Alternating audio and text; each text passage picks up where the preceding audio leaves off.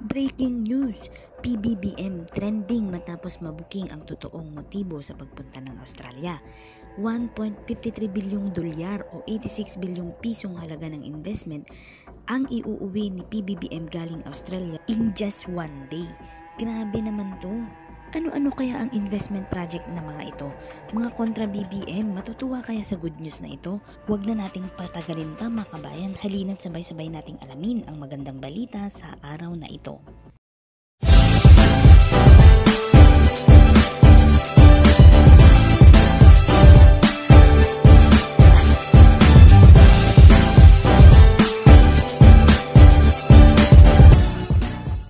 Alam niyo ba mga kabayan na history na naman ang nagawa ni Pbbm matapos matiyak ang 1.53 bilyong dolyar o 86 bilyong pisong halaga ng investment galing sa Australian leaders sa kakatapos lang na Philippine Business Forum sa Australia. Ilalaan ang nasabing halaga sa isang dosenang business deals kung saan binubuo ito ng 10 Memorandum of Understanding at 2 intent letters. Kasama dito ang Memorandum of Understanding tungkol sa renewable energy, waste-to-energy technology, organic recycling technology, countryside housing initiative, data centers, health technology solution, at digital health services. The total value of Australian investment into the Philippines that will be presented today is $1.53 billion. These agreements signify our unwavering commitment to excellence and fruitful partnerships spanning diverse sectors such as renewable energy, waste-to-energy technology, organic recycling technology, countryside housing initiatives, the establishment of data centers, manufacturing of health technology solutions, and digital health services. Ipinagtibay din ni Pangulong Bongbong Marcos ang suporta ng pamahalaan upang manghikayat ng dagdag mamumuhunan at oportunidad sa bansa. Sa talumpati kanina ni BBM, ibinahagi niya ang pagpasa ng mga batas at pulisiya na magpapadali ng pagnenegosyo sa ating bansa. Layunin din ng kanyang administrasyon na lalo pang madagdagan ang direct foreign investment sa bansa, partikular ang larangan ng renewable energy at sustainable manufacturing. Bakit laging priority ng Pangulo ang renewable energy? Ano ba kasi ang epekto nito sa ating bansa at ano bang ibig sabihin nito? Para sa kaalaman po nating lahat, ang renewable energy ay enerhiya mula sa araw, tubig, hydroelectric, hangin at geothermal, ang init na nagmumula sa ilalim ng lupa. Kaya ito tinawag na renewable energy dahil hindi ito basta-basta nauubos at kung tutuusin ay libre ito. Hindi tulad sa mga ibang enerhiya na mula sa langis, carbon o uling at natural na gas na maaring maubos sa darating na panahon. Ayun naman pala mga kababayan, kaya pala ginagawa ng paraan ni Pbbm ang mga ganitong klase ng investment para sa ating kinabukasan. Hindi man natin ito maabutan at mararamdaman kahit ang mga next generation na lamang ang makikinabang. Very good ka talaga, Pbbm. Ikaw na talaga. Australia holds a special place as the Philippines' newest strategic partner in the Indo-Pacific region. Through this visit, we are sending a clear message that the Philippines is enhancing our regional economic integration agenda on several aspects. I have always had myself a personal fondness for this city, so it is a great opportunity to come back and visit, to be here at this forum with all of you. I am honored to stand before such a distinguished audience today. Your presence in this gathering speaks volumes about the importance of fostering robust business partnerships and collaborations between our nations.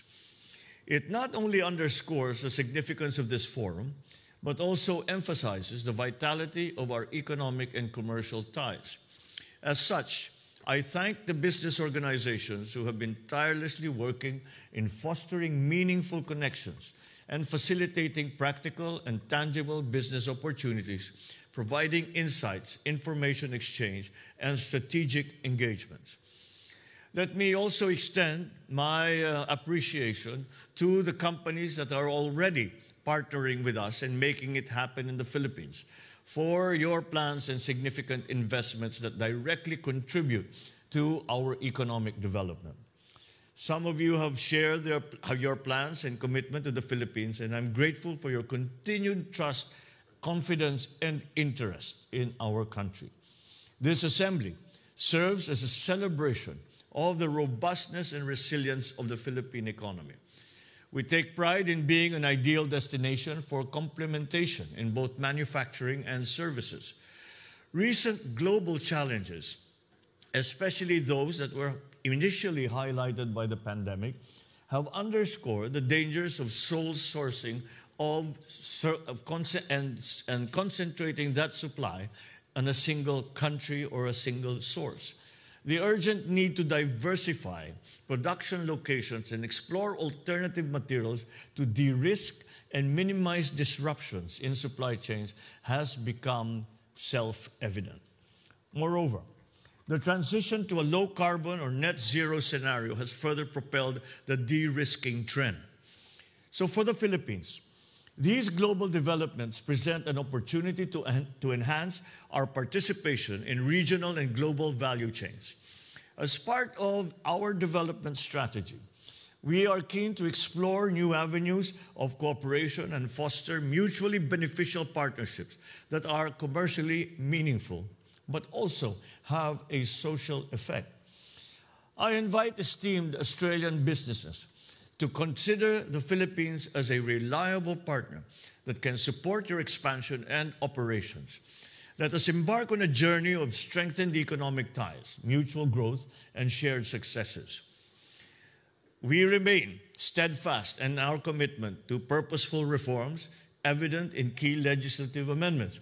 And it is why we always ask members of the leadership of the legislature to join us, because many of the plans that we have and many of the initiatives that we are proposing and endorsing require new legislation. It is a new world, it is a new economy, it is a new global economy to which we need to adjust not only our business sector, not only our private sector, not only our finance sector, but also our legislative sector to change, to make the very important structural changes that are necessary for us to adjust to the new global post-pandemic economy.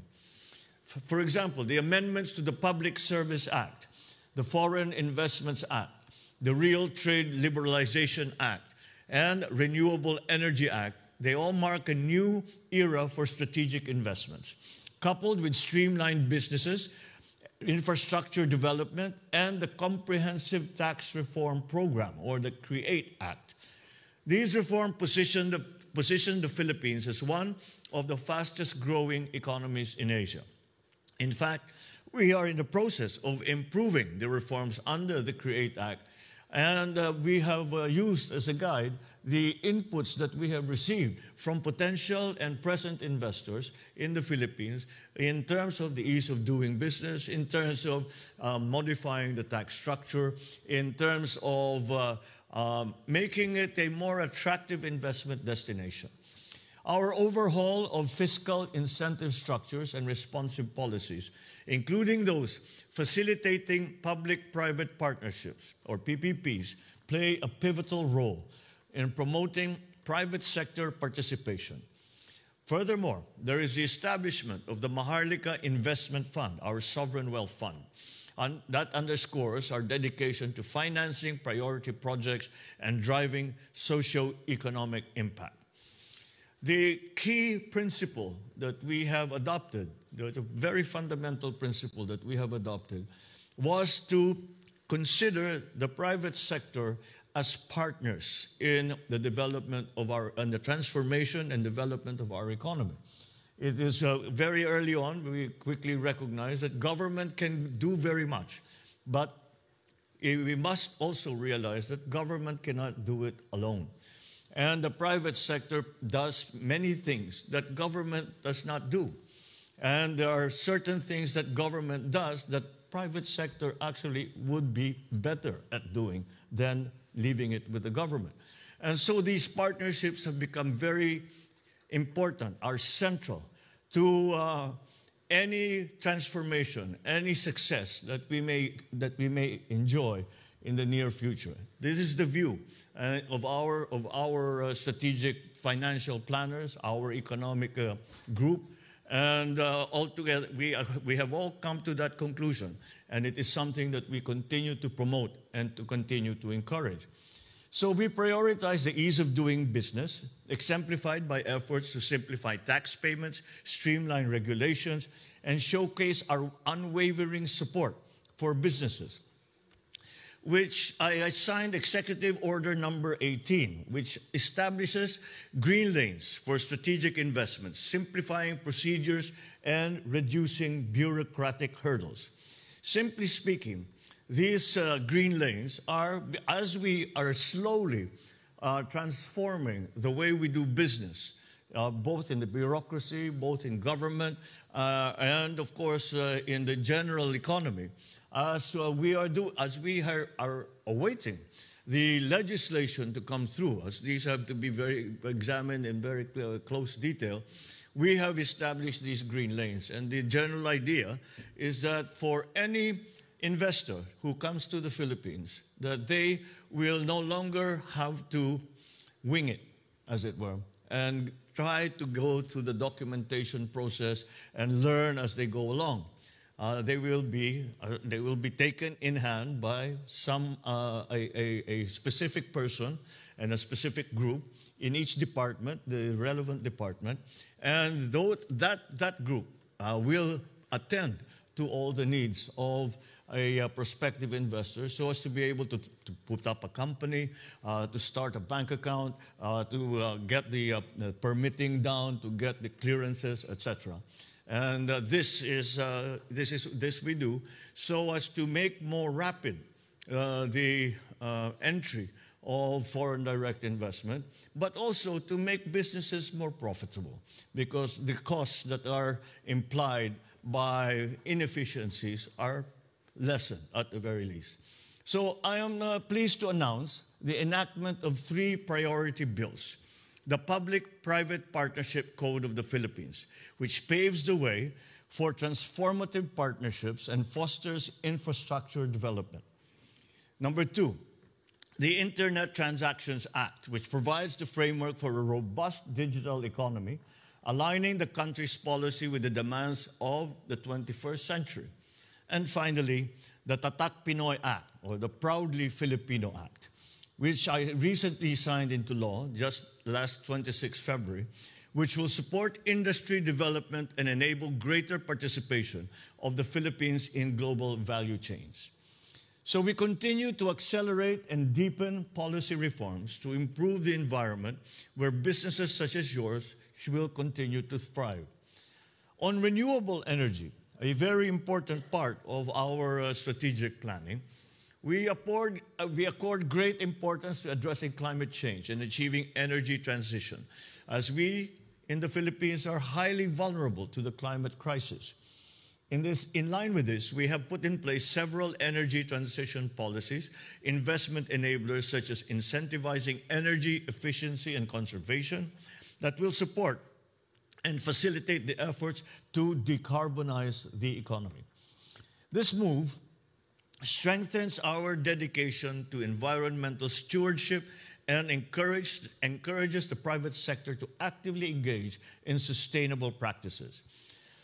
I recognize that Australia also places equal importance in this area, as it is a priority under the elevation of our strategic partnership.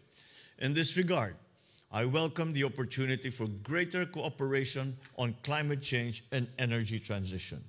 I am glad to see that we have made a good start here today with the agreements that we have come to between our private sector partners. Aligned with our efforts on decarbonization, we are positioning ourselves as a regional hub for smart and sustainable manufacturing. To achieve this, we are at the forefront of attracting sustainability-driven strategic investments powered by renewable energy. We also recognize that there are complementarities to be explored in critical minerals, and we are open to having a dedicated dialogue with your companies about sustainable processing of green materials. This will be further supported by our strong adherence to high labor and environmental standards, We have our trade and investment policy tools in place through the ASEAN-Australia-New Zealand Free Trade Agreement and the Regional Comprehensive Economic Partnership Agreement to enable our regional economic integration agenda. I am hopeful that this will be complemented by other policy tools that will enhance Philippines-Australia supply chain partnerships and facilitate greater foreign direct investments. So in conclusion, let me reiterate our gratitude for your presence and active engagement in this forum. The members of my economic team will provide the support needed by your businesses for investments to continuously grow and prosper. Together with you as our strategic partner, we can make investments happen in the Philippines. I am confident that the relationships forged here today will contribute significantly to the economic vibrancy of both our nations. Thank you very much, and good morning to you all.